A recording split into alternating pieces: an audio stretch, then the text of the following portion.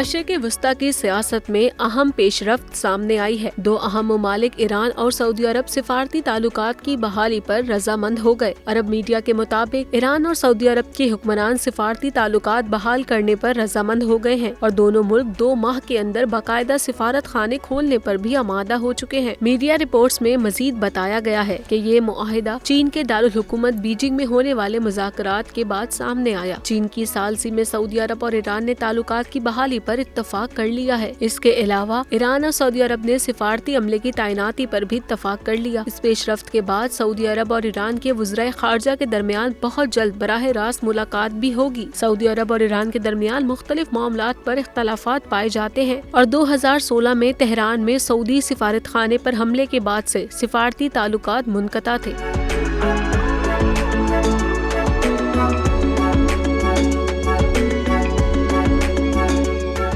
मैं आज शुएब शेख को खास तौर पर दाद देना चाहता कि ये है आज़ादी राय, आज़ादी सहाफ़त, ये उसकी जान है।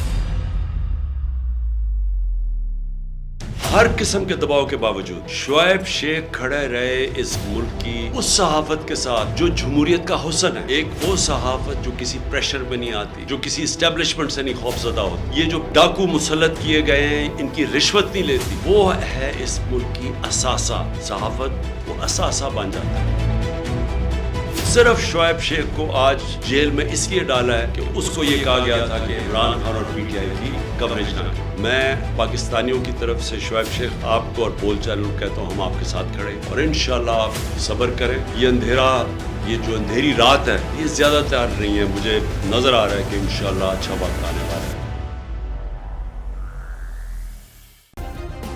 सब्सक्राइब करें और बेल दबाएं ताकि कोई खबर रह न जाए।